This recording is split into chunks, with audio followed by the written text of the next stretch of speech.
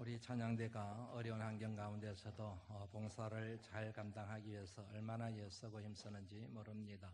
우리 다시 한번 찬양대를 위해서 격려하는 의미로 또 힘을 북돋는 그런 의미로 박수 크게 한번 쳤으면 좋겠습니다. 네, 고맙습니다.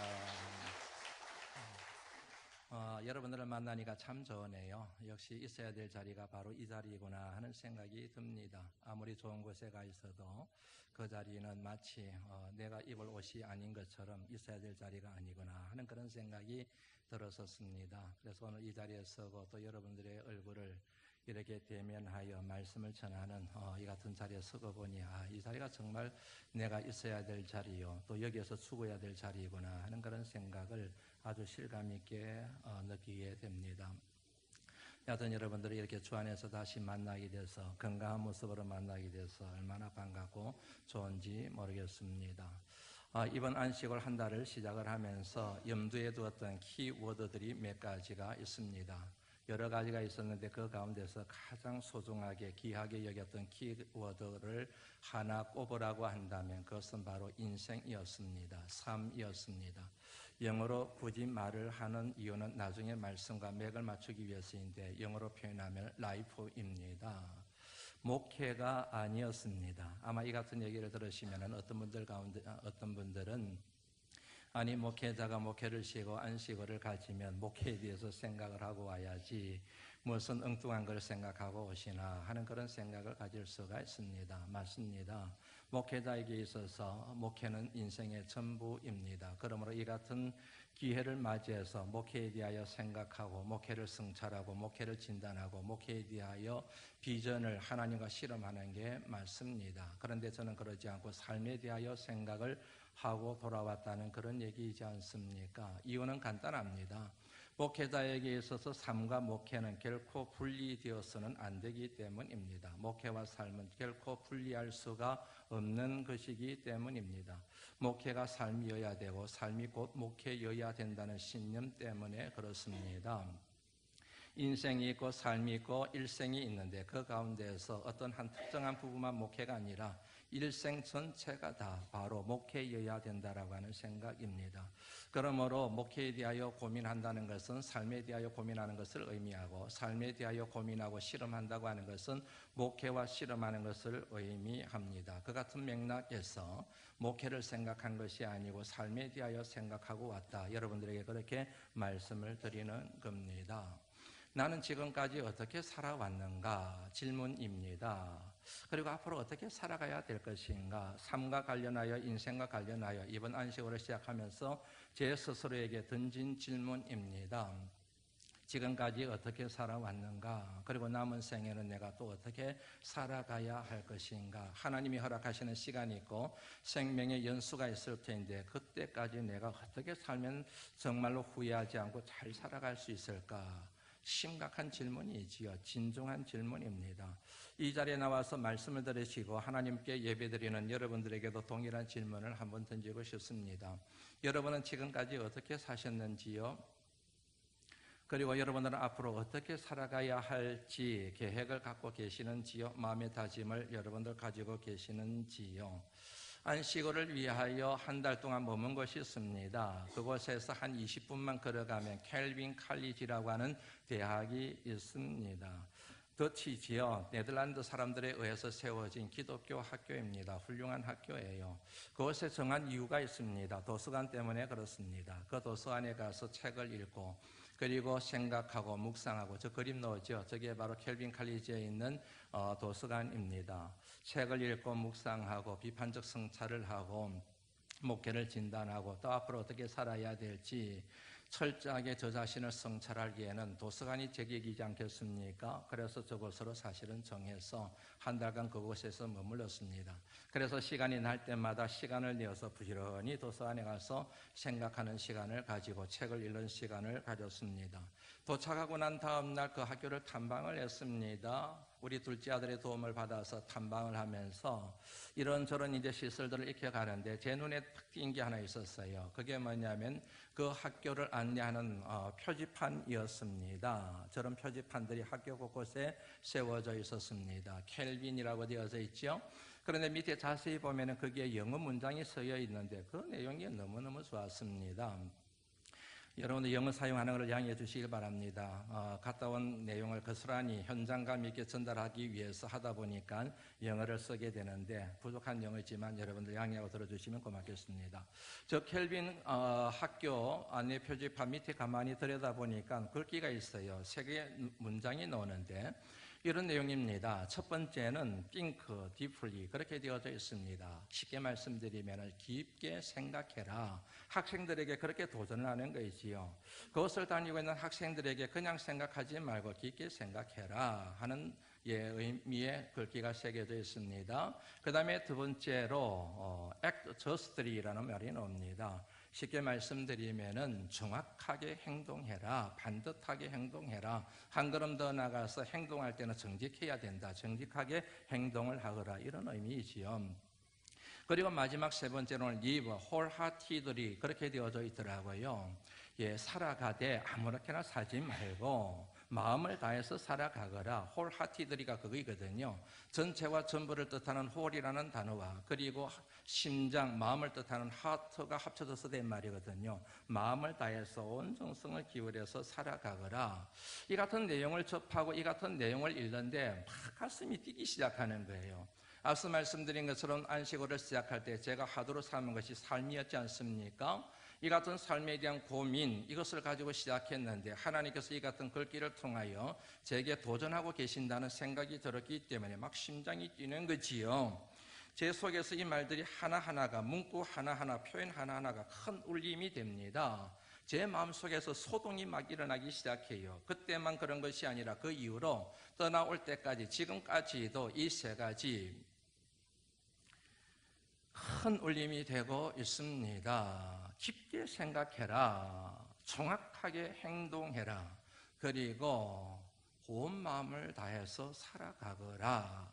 하나님의 음성으로 받아들였습니다. 큰 은혜를 받았습니다. 제가 받은 은혜들을 여러분들 이 내용 세 가지를 중심으로 해서 함께 생각을 오늘은 나누어 보려고 합니다. 먼저 좀 생각을 나누고 싶은 것은 제일 마지막에 나온 내용부터 한번 살펴보죠. 맨 마지막의 내용이 뭐냐면 live wholeheartedly입니다. 마음을 다해서 살아가거라. 전심으로 살아가거라. 아무렇게나 살지 마라. 함부로 살아가지 마라. 대충 살아가지 마라. 적당하게 살아가지 마라. 운명에 맡겨 사는 삶을 살아가지 마라. 살아갈 때 온 마음을 다해서 정성을 다해서 뜻을 다해서 진심으로 살아가거라. 이 내용을 가지고 한 달 내내 묵상을 했습니다. 이 말씀, 이 내용 속에 학생들에게 권면하고 있는 이 내용 속에 담겨있는 의미들이 수많은 의미들이 수많은 표현들이 수많은 단어들이 머리를 막 스치고 지나가지요. 단순하게 이 말만 있는 건 아니잖아요. 전심으로 살아가거라. 이 말 속에 담겨져 있는 수많은 메시지들, 하나님이 도전하시는 음성들이 있지 않겠습니까? 그 가운데 제 마음에 탁 찍히는 게 하나 있었습니다. 그게 뭐냐면 책임입니다. 책임감입니다. 책임의식입니다. 전심으로 살아간다는 게 뭘 의미하는가? 여러 가지를 얘기할 수 있지만 그 가운데 하나가 책임감을 가지고 살아가거라. 책임의식을 가지고 살아가거라. 달리 말씀드리면 네 인생에 대하여 네가 책임을 져라. 무책임하게 살아가지 말고 네 인생에 대하여, 네 생명에 대하여, 네게 주어진 시간에 대하여 책임 있는 자세를 보이거라. 이 같은 메시지가 제 마음속에 가장 큰 울림으로 교훈이 되었다는 그런 얘기입니다. 이번에 안식월을 가면서 아내랑 언언을 해서 크게 결심하고 간 것이 있습니다. 대륙횡단입니다. 저희가 머물렀던 것이 미시간주입니다. 그 미시간주를 출발해서 그랜드 레피드라고 하는 곳인데 그것을 출발해서 서쪽에 그랜드 캐년까지 가는 대륙횡단을 계획을 했습니다. 대부분 목회자들이 여러분 그랜드 캐년 갈 때 LA 쪽에 가서 버스 타고 아니면 비행기 타고 잠깐 갔다 오는 그런 거 있는데 저희 같이 그렇게 가는 경우는 거의 드뭅니다. 사실은 유학 생활할 때 한번 그렇게 대륙횡단을 해야 되겠다 그랬는데 기회가 닿지를 않아서 이번에 큰 맘 먹고 했습니다. 먼 거리예요. 저희가 있었던 것이 미시간주이거든요. 미시간주에서 일리노이주, 인디아나주, 네바라스카주, 유타주, 오하이오주, 그 다음에 애리조나주 7개 주를 거쳐서 가야 되는 거죠. 나중에 출발해서 차를 타고 가서 이제 와서 도착을 해서 보니까 오간 거리가 6,454km. 굉장한 거리지요. 실감이 잘 안 나시죠? 여러분들 여기 발안에서 부산까지 가는 데가 300km 정도 됩니다. 그럼 오면은 300km, 600km가 되지요. 그러니까 발안을 출발해서 부산까지 갔다가 왕복을 10번 했다고 생각하시면 됩니다. 그것도 7일 사이에. 그렇게 10번을 하면서 갔다 왔습니다. 그랜드 캐년 정말 좋은 것이지요. 사람이 죽기 전에 반드시 가봐야 될 곳들이 있는데 버킷리스트라고 얘기를 하지요. 그 중에 제1순위를 차지하는 것이 그랜드 캐년이라고 합니다. 한번 여러분들도 시간이 되시면은 한번 가보시면은 창조주 하나님, 천지 우주 만물을 창조하신 전지하신 하나님, 전능하신 하나님을 깊게 만나는 기회가 되지 않을까 그렇게 여겨집니다. 그런데 여러분, 그랜드 캐년을 비롯해서 그 근방에 캐년들이 많아요. 그랜드 캐년만 있는 것이 아니고 엔틀라 캐년, 무슨 캐년, 무슨 캐년, 무슨 캐년이라는 캐년이 굉장히 많이 있습니다. 캐년이란 말이 협곡이라는 말이거든요. 협곡이 많다는 얘기지요. 그런데 그 같은 캐년을 둘러보면서 제가 깜짝 놀란 것들이 있어요. 그 중에 하나가 뭐냐면 안전요원이 없어요. 관람객들의, 관광객들의 안전을 책임져 주는 안전요원이 한 사람도 없는 거예요. 그리고 펜스가 쳐 있지를 않아요. 물론 펜스가 쳐 있기는 하지만 안전바가 거의 설치되어 있지를 않습니다. 그리고 주의하십시오. 떨어질 수 있습니다. 사망할 수 있습니다. 주의. 이 같은 안전 팻말도 붙여 있지를 않아요. 저희가 갔던 것 하나 소개해 볼까요? 홀스 슈 밴드라고 하는 것입니다. 제가 찍은 사진이에요. 잘 찍었지요? 그 전에 사진 보여주세요. 홀스 슈 밴드. 왜 저런 편이 붙었냐면은 말 발구 모양이 생겼다고 해서 홀스 슈 밴드라고 그렇게 얘기를 합니다. 여러분들 보시면 아시겠지만 총길 낭떠러지예요. 보시면 아시겠지만 안전 펜스가 없어요. 눈에 보이지 않지만 여러분, 그곳에 그 안전을 책임지는 사람이 아무도 없어요. 가까이 가면 안 됩니다. 떨어집니다. 죽습니다. 이런 얘기해 주는 사람이 하나도 없다니까요. 조금만 가까이 가도 다리가 오들오들 뚫리고요. 후들거려가지고 또 어디 갈 수가 없습니다. 그래서 구경하기 위해서는 그 다음 사진을 보면 아시겠지만은 기어서 가야 됩니다. 저게 죄입니다. 기어서 가야 되는 거예요. 기어서 가서 이렇게 내려봐야 됩니다. 그럼에도 불구하고 밑에서 막 끌어당기는 느낌이 들 정도로 위험, 생명에 대한 위협을 굉장히 느꼈습니다. 그런데도 앞서 말씀드린 것처럼 안전 펜스가 없어요. 저 뒤쪽에 보시면 여러분, 저 낭떠러지에 사람들이 있는 거 보이시지요? 사람들이 거기 가지 마세요. 거기 있으면 떨어질 수 있습니다. 위험합니다. 그렇게 많은 사람 하나도 없어요. 울타리가 없어요. 왜 그런 줄 아시지요?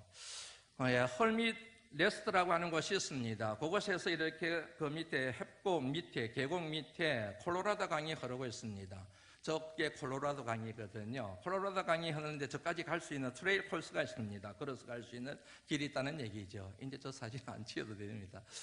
치우셔도 됩니다. 여하튼 뭐냐면 걸어갈 수가 있어요. 그런데 걸어갔는데 딱 입구 쪽에 안내 팻말이 붙어 있는 겁니다. 안내 팻말을 쭉 한번 읽어봤는데 안내 팻말 첫 마디가 뭐냐면 Safe is your responsibility. 쉽게 말씀드리면 안전의 책임은 당신에게 있습니다. 당신이 당신 자신의 안전에 대하여 책임을 져야 됩니다. 사고가 날 수 있습니다. 안전사고가 일어날 수 있습니다. 죽을 수가 있습니다. 그거는 모두가 다 당신 책임입니다. 그러므로 감당할 자신이 있으면 내려가시고 감당할 자신이 없으면 내려가지 마십시오. 이런 메시지가 저기에 딱 담겨져 있는 거이지요. 그래서 조금 내려가다 올라왔습니다. 안전이 걱정이 돼서. 저 같은 뭐냐면은 문구를 통해서 안전에 대한 것, 안전은 나라가 책임지는 것이 아니라, 그리고 공원 사무소 측에서 책임을 지는 것이 아니라 안전은 당신이 책임져야 됩니다. 이게 바로 해답이에요, 여러분. 안전 펜스가 없어요. 안전 요원이 없어요. 주의사항이 없습니다. 당신이 책임지라는 얘기예요.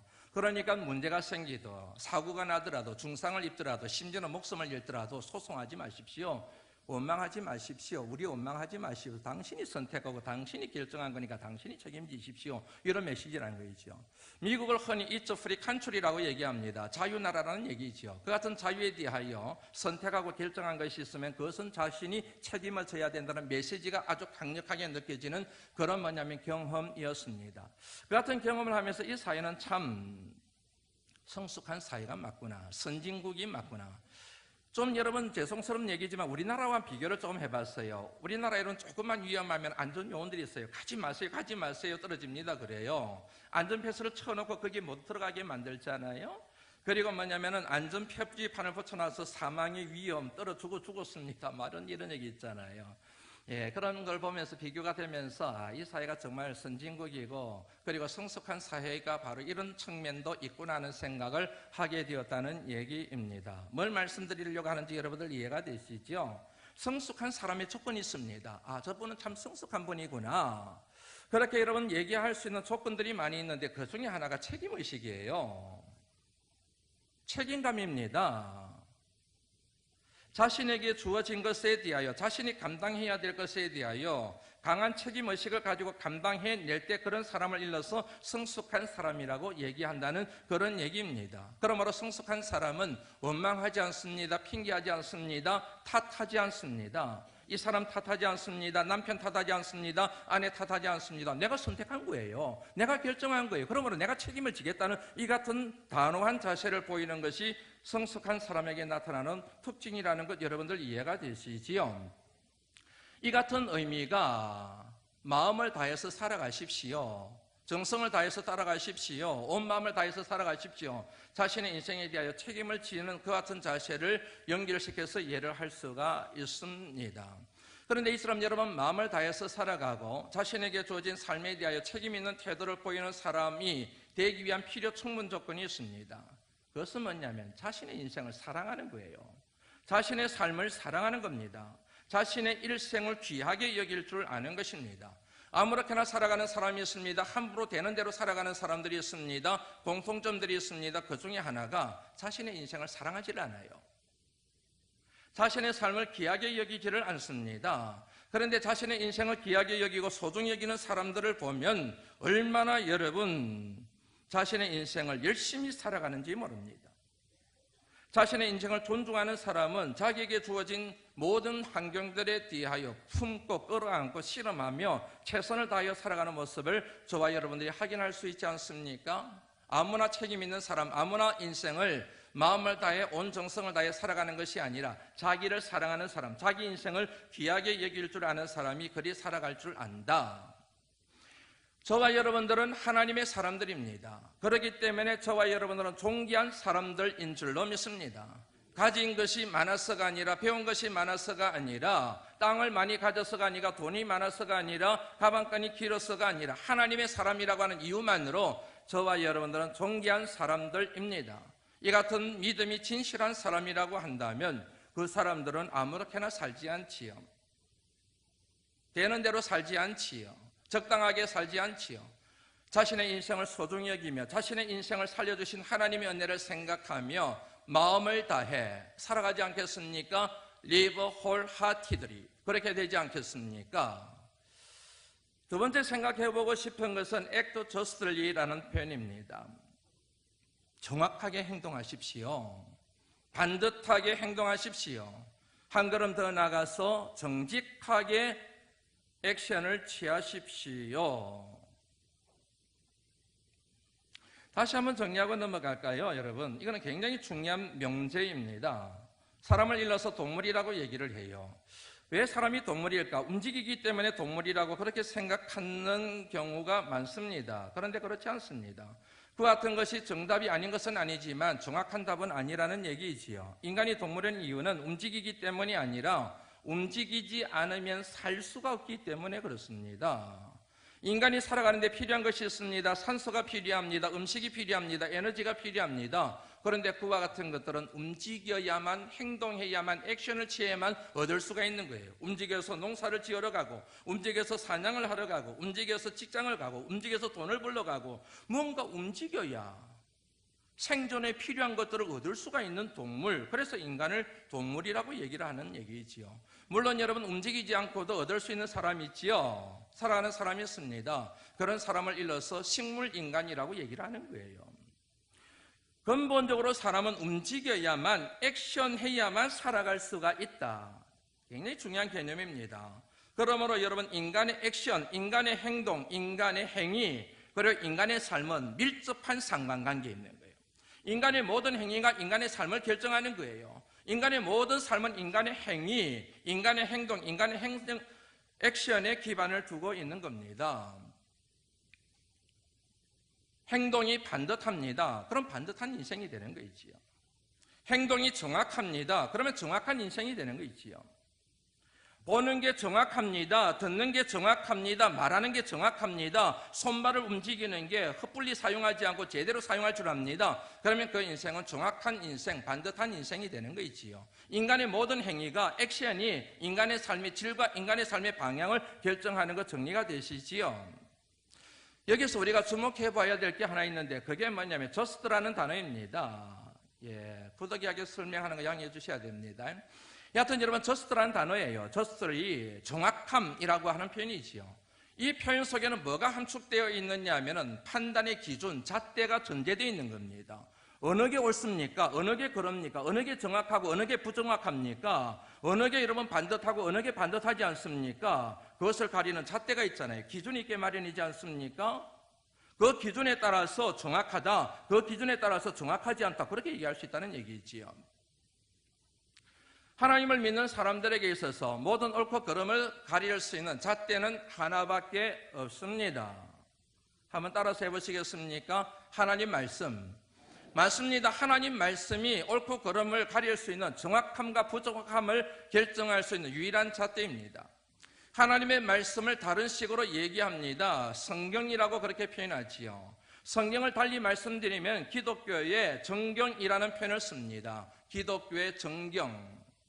기독교의 정경이라는 말에 해당되는 게 캐논이라고 얘기를 합니다. 캐논. 이 말의 의미는 뭐냐면 모든 언행의 규범, 모든 언행의 판단의 절대적인 기준, 이런 의미가 정경, 캐논이라는 말 속에 담겨져 있습니다.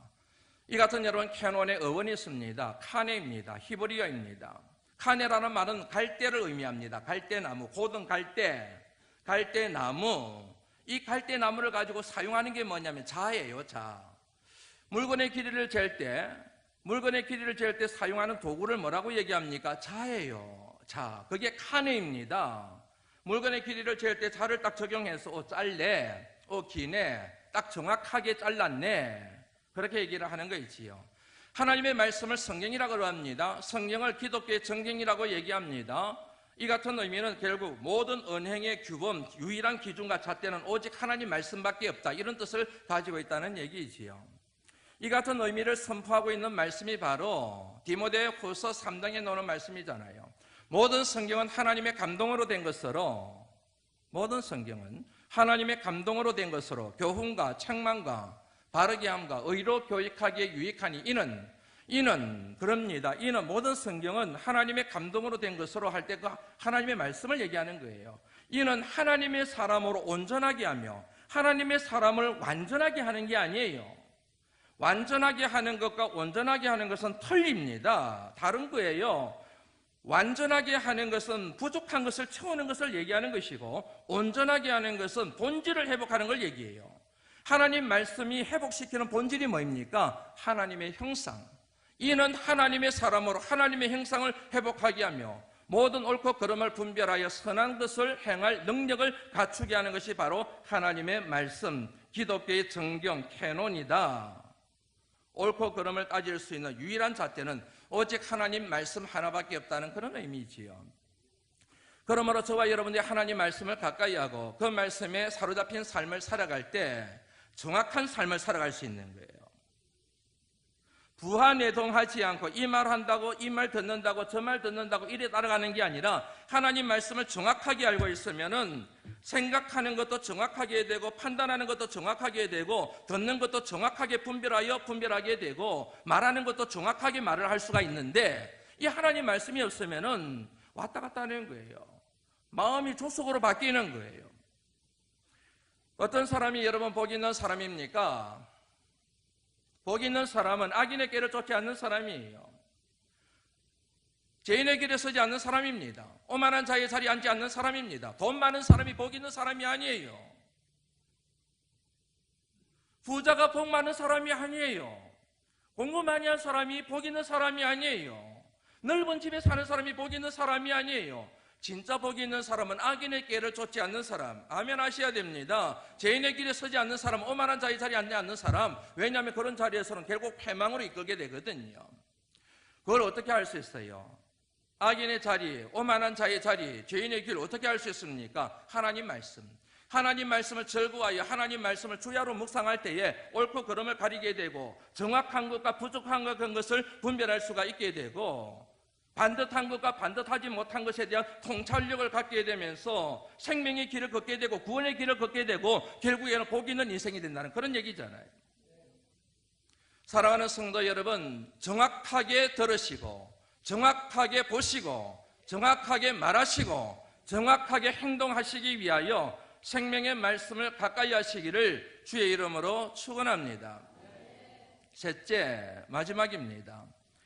첫 번째 내용이지요. think deeply라는 말입니다. 깊게 생각해라. 아무렇게나 생각하지 마라. 함부로 생각하지 마라. 적당하게 생각하지 마라. 얕게 생각하지 마라. 깊게 생각해라. 여러분들, 제 개인적으로 이 세 가지 가운데 가장 좋은 것이 think deeply입니다. 깊게 생각하는 겁니다. 왜냐하면 우리 모든 삶의 근간이 바로 생각이기 때문에 그래요.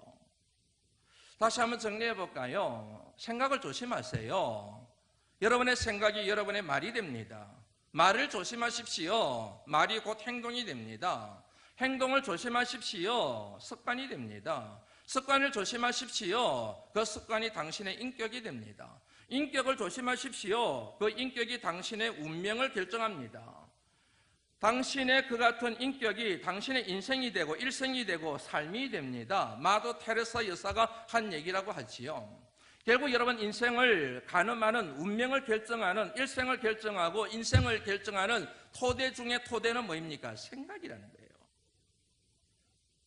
나를 살리는 것도 내 생각인 거예요. 나를 망치고 나를 죽이는 것도 생각이라는 얘기예요. 거친 표현입니다. 자꾸만 여러분, 사람들이 내가 인생에 성공하지 못하고 실패한 원인을 사람 탓하고 환경 탓하고 막 그래요. 비겁한 태도입니다. 아무리 그래도 자기 생각에 심지가 견고하면 올바른 생각을 하고 생각을 가지고 분별하여 생명의 길을 걸어가면은 사는 건데, 끌려 들어갔기 때문에, 함정에 빠졌기 때문에, 생각하지 말아야 될 것들을 생각했기 때문에 그렇게 실패한 거잖아요. 그런데 남 탓하고 있어요. 남 탓에게 좋은 게 뭡니까? 남 탓에서 내게 득이 되는 게 뭐입니까? 다시 정리합니다. 내 인생을 살리는 것도 내 생각이에요. 내 인생을 망치는 것도 내 생각이에요. 내 인생을 성공을 이끄는 것도 생각이에요. 믿음, 소망, 사랑, 이 세 가지는 항상 있을 것인데 그 중에 제일은 사랑이라. 믿음의 삶과 소망의 삶과 사랑의 삶은 저절로 되는 게 아닙니다. 고린도전서 13장 11절 말씀에 보면은 내가 어렸을 때는 말하는 것이 어린아이와 같고 깨닫는 것이 어린아이와 같고 생각하는 것이 어린아이와 같다가 장성한 사람이 되어서는 어린아이의 일을 버렸노라. 말하는 것, 액션이에요.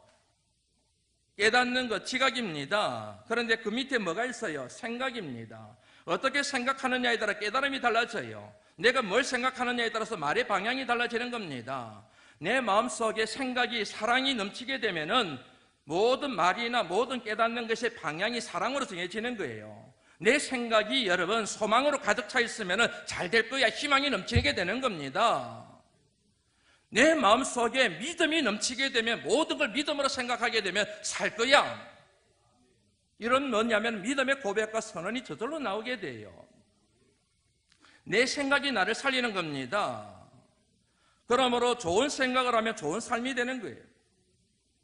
건강한 생각을 하게 되면 건강한 인생이 되는 겁니다. 소망이 넘치는 생각을 하게 되면 내 삶에 상쾌하고 유쾌하고 통쾌한 일들이 막 일어나게 된다는 사실을 저와 여러분들이 기억할 수가 있기를 주의 이름으로 축원합니다. 그랜드 캐년이라는 말을 좀 서먹게 해드렸죠. 협곡이라는 뜻입니다. 영어식으로 설명을 하면은 딥프라는 말을 써요. 딥 밸리라는 말을 씁니다. 깊은 계곡이라는 뜻을 가지고 있습니다. 깊은 계곡. 그런데 이 같은 캐년을 만드는 최고의 요건이 하나 있어요. 그게 뭐냐면 강입니다. 그래서 여러분 사진을 보시면 아시겠지만은 협곡이거든요. 저게 그런데 캐년이라고 합니다. 캐년이라고 그래요. 저 자체를 캐년. 예. 그런데 이 같은 협곡을 만드는 이유가 영어로 이렇게 설명이 되어져 있어요. River defines the canyon이라고 설명이 되어 있어요. 이 말의 의미가 뭐냐면 river 강이거든요. 강이 defines 결정한다는 거예요. 뭘 결정해요? 캐년을 결정한다는 거예요. 그 강이 어떤 강이냐면 콜로라도 강입니다. 애리조나 저 북쪽에서부터 시작된 콜로라도 강이 흘러가지고 몇백 마일, 몇천 마일을 흘러가지고 흘러들어서 그랜드 캐년을 만든 거예요. 물줄기가, 강줄기가 들어와서 흙을 무너뜨리고 길을 만들어내고 물길을 만들어내면서 계곡이 더 깊게 그렇게 만들어져 갔다는 그런 얘기입니다, 여러분. 저게 여러분 콜로라도 강입니다. 저 위에서 시작된 콜로라도 강이 그랜드 캐년을 계속 100년, 200년, 1000년, 억년, 2억 년이라 그러죠. 2억 년에 걸쳐서 저렇게 만든 게 그랜드 캐년이라는 얘기예요. 다시 말씀드리면 강이 없으면 그랜드 캐년이 없는 겁니다. 그런데 캐년이 있는 가장 중요한 조건은 바로 강이었다는 사실을 알 수가 있지요. 한번 여러분 생각해 보시지요. 강줄기가 내려왔습니다. 그랜드 캐년의 입장에서 이 강을 거부합니다. 받아들이질 않습니다. 그러면 그랜드 캐년은 형성될 수가 없는 거예요. 그랜드 캐년의 입장에서 강을 받아들였기 때문에, 강줄기를 받아들였기 때문에, 강물을 받아들였기 때문에 그 물에 의하여 캐년이 만들어진 겁니다. 협곡이 만들어진 거예요. 굉장히 중요한 통찰력을 주는 겁니다. 여러분 방금 말씀드렸던 거 think deeply, 깊게 생각하기 위해서 중요한 게 있습니다. 내가 깊게 생각해야지, 이래가지고 여러분 깊은 생각이 안 돼요. 그랜드 캐년의 그 모습으로 그랜드 캐년이 될 수 없고, 강줄기가 들어와야, 강물이 흘러 들어와야 그랜드 캐년이 되는 것처럼 외부의 생각이 들어와야 돼요. 다른 사람의 생각이 들어와야 돼요. 내 생각이 있는데 다른 사람의 생각이 부딪혀야 돼요. 힘들어요. 내 생각이 있는데, 내 삶을 지탱하는 생각이 있는데 그 생각을 아내가 툭툭 건드려요. 이웃이 툭 건드려요. 상처가 나요. 아파요. 힘들어요. 내 생각도 괜찮은데 왜 자꾸만 당신 생각을 나한테 강요를 하느냐, 그렇게 생각을 해요. 거부해요. 부정해요. 대적해요. 그러면 절대로 캐년이 될 수가 없습니다. 그랜드 캐년이 될 수가 없습니다. 그랜드 라이프가 될 수 없습니다. 위대한 인생이 될 수가 없는 거예요. 아프지만, 힘들지만, 고통스럽지만, 자존심 상하지만, 정말 기분 나쁘지만 그래도 당신 얘기가 맞구나, 옳은 말을 옳은 줄 알고 받아들이는, 이럴 때 그랜드 캐년이 강에 의하여 만들어지듯이 외부에서 들어오는 정보와 지식과 다른 사람의 생각에 의하여 내 생각이 그랜드해진다는 거 있지요. 대가를 지불하지 않으면 생각이 깊은 사람이 될 수가 없습니다. 사고의 지평을 확장하고 사고의 지평이 깊어지기 위해서는 반드시 치러야 될 대가입니다. 지금까지 제 인생을 돌아보면서, 그리고 우리 교인들을 생각해 보면서 믿음의 성장과 진보를 이루지 않고 거친 표현성을 양해해 주세요. 그 인생이 그 인생으로 끝나는 경우를 지금까지 많이 지켜본 결정적인 요인 중에 하나가 사고의 유연성이 없어요. 다른 사람의 생각을 받아들이질 않아요. 오직 자기 생각, 우물한 개구리의 사고, 그것만 가지고 고집을 하고 있으니 인생이 발전이 없는 거예요.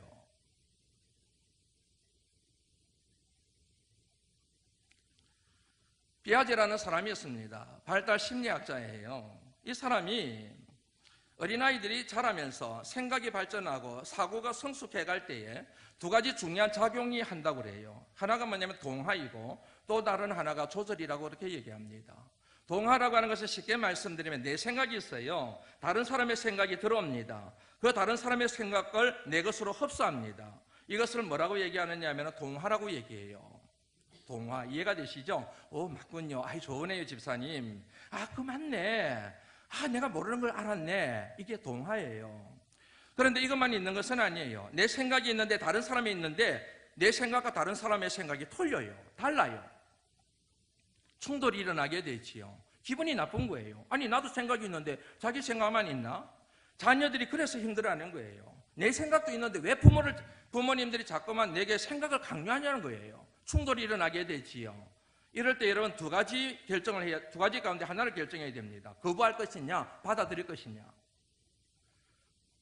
내 생각이 있고 당신의 생각이 아무리 옳아도 나는 당신 생각 안 받아, 이렇게 돼버리면 끝나는 거예요. 그런데 당신 생각이 더 좋구나, 당신 생각을 통해서 내가 배울 게 있구나, 당신 생각을 내가 받아들이겠어, 이럴 태도 선택을 할 때가 있지요. 그럴 때 뭘 해야 되느냐면은 내가 갖고 있는 생각을 바꿔야 되는 거예요. 내가 갖고 있는 생각을 바꾸어야 외부에서 들어오는 나와 다른 생각을 내가 받아들일 수가 있지요. 예를 들어서 내가 갖고 있는 생각의 모양이 네모이고 밖에서 들어오는 다른 사람의 생각이 동그라미이면은 이 동그라미 생각을 내가 받아들이기 위하여 네모인 내 생각을 동그라미로 만들어야 내가 흡수를 할 수 있잖아요. 그럴 때 사고의 지평이 깊어지게 되고 사고의 지평이 확장되게 되고, 그럴 때 여러분 큰 일을 감당해낼 수 있는 사람들과 아름다운 관계를 맺을 수 있는 그랜드 라이프, 그랜드 캐년이 될 수 있다는 그런 얘기를 여러분들에게 드리고 있는 겁니다. 이 같은 의미를 함축하고 있는 것이 바로 켈빈 칼리지에서 학생들에게 요청하는 딥프리라는 단어예요. think deeply, 깊게 생각하십시오. 여러분, 사람의 생각을 받아들일 때 유연하게 받아들이시는 성도들이 되실 수 있기를 주의 이름으로 축원합니다. 그런데 여러분, 가장 중요한 생각이 있습니다. 그것은 바로 하나님의 생각이에요.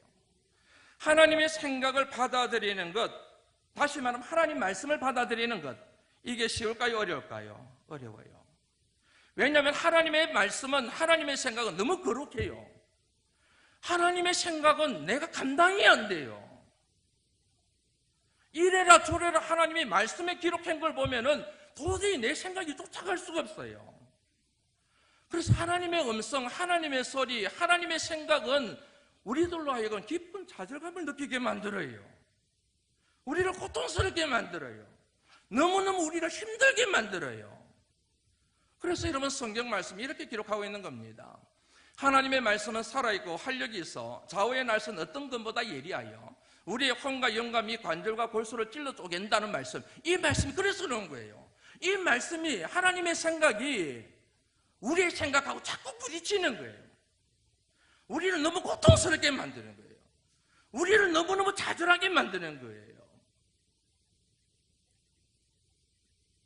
나는 이렇게 살아야 살겠는데, 이렇게 사업해야 내가 먹고 살겠는데, 적당하게 세상과 타협하고 살아가야 내가 될 것 같은데 하나님 말씀 그러지 말라는 거예요. 자꾸 네 생각대로 살지 말고 내 생각대로 살아라는 거예요.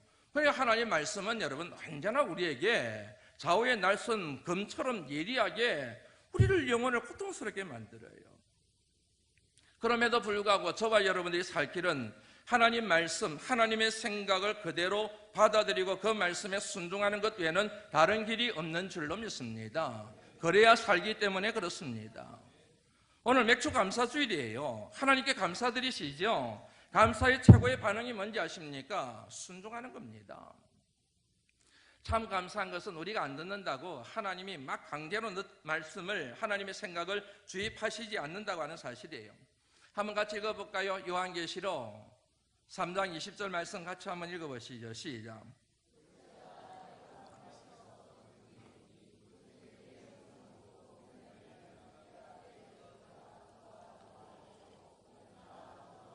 얼마나 큰 위로가 되는 말씀인지 모릅니다. 안 들어, 내 생각대로 안 살아가 막 그러는 게 아니라 내가 두드리고 있어. 네 마음의 문을 열 때까지, 내 생각을 받아들일 때까지. 네가 만약에 내 생각을 받아들이면 너와 내가 축제가 일어날 거야. 내가 내 생각을 받아들일 때까지 나 기다릴 거야. 인격적이신 하나님의 이 같은 말씀이 얼마나 큰 위로가 되는지 모릅니다. 사랑하는 성도 여러분, 속히 하나님의 생각을 받아들이시고 그 생각에 사로잡힌 그랜드 라이프를 이루어 가시는 하나님의 귀한 종들이 되실 수 있기를 주의 이름으로 축원합니다. 새 노래로 여호와께 찬양하라. 오늘 본문 말씀입니다. 시편의 많은 말씀들에 등장하는 대표적인 표현 가운데 하나입니다. 이사야서 말씀에도 나오는 표현입니다. 새 노래로 여호와께 노래하라. 새 노래로 여호와께 찬양하라. 어제의 노래가 아닙니다. 과거의 노래가 아닙니다. 옛날 노래가 아닙니다. 새 노래는 무엇입니까? 새로 작사를 하고 곡을 새로 짓는 것입니까? 그 같은 의미가 없는 것은 아닙니다. 새 노래에 담겨있는 진정한 의미는 새로운 믿음의 고백, 새로운 생각, 새로운 믿음의 헌신, 새로운 믿음의 결단을 가지고 하나님 앞에 서거라. 같은 곡을 불러도 10년 전에 불렀던 마음의 자세와 같은 곡을 불러도 지금이 마음의 태도가 완전히 다른 믿음의 진보와 믿음의 성장을 이 말씀이 함축하고 있다는 얘기입니다. 이제 말씀을 마무리하려고 합니다. My heart is yours. 내 마음은 하나님의 것입니다. My heart is yours.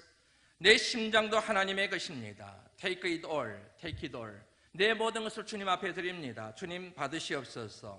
My life in your hands. 내 생명은, 내 인생은, 내 일생은 주님 손에 달려 있습니다. 주님의 손 안에 있습니다. 제가 그곳에 있으면서 두 번 출석했던, 그리고 마지막에 출석했던 갈보리 교회 찬양 내용입니다. 특별히 마지막 주일 예배에 이곳에 가서 예배를 드렸는데 이 가사가 나오는 거예요. My life in yours, my life in your hand. 내 삶은 내 손 안에 있어. 하나님이 그렇게 말씀하시는 이 말씀 때문에 얼마나 큰 위로를 받았는지 모릅니다. 얼마나 큰 은혜를 받았는지 모릅니다. 고목사, 걱정하지 마. 네 인생은 내 손 안에 있어. 네 목회에 대하여 더 이상 염려하지 마. 네 목회도 내 손 안에 있어. 나만 의지하면 돼. 하나님이 그렇게 위로하시는 음성이 마지막 예배를 통하여 제 심령에 그대로 꽂혀서 지금까지는 어떻게 살아왔는지는 모르겠지만 앞으로 삶과 목회는 하나님이 책임져 주시겠구나. 큰 소망과 위로를 얻고 돌아올 수가 있었습니다. 오늘은 맥주 감사 주일입니다. 볼이 추수도 하지 않고 밀 추수도 하지 않는 이 시대에 맥주 감사 주일을 지키는 중요한 이유는 헌금을 모으기 위해서가 아닙니다. 우리 삶의 주인 되시는 하나님, 우리의 생존을 직접적으로 주관하시는 살아계신 하나님, 그 하나님의 은혜를 우리가 생각하고 그 하나님의 은혜에 보답하고자 하는 우리 믿음의 자세에서 비롯된 절기인 줄로 믿습니다. 하나님의 은혜가 큽니다. 하나님의 은혜가 앞으로도 크게 저와 여러분들 삶 가운데 이루게 될 줄로 믿습니다. 왜요? 저와 여러분들은 하나님의 것이니까. 저와 여러분의 인생과 저와 여러분의 삶이 하나님의 손 안에 있으니까 아무것도 걱정하지 마시고 염려하지 마시고 두려워하지 마시고 살아계신 하나님께 여러분의 라이프를, 여러분의 삶을 온전히 맡겨드리는 거룩하고 위대한 하나님의 자녀들이 되시기를 주의 이름으로 축원합니다. 이 같은 믿음을 회복하기 위하여 성만찬을 거행하려고 합니다.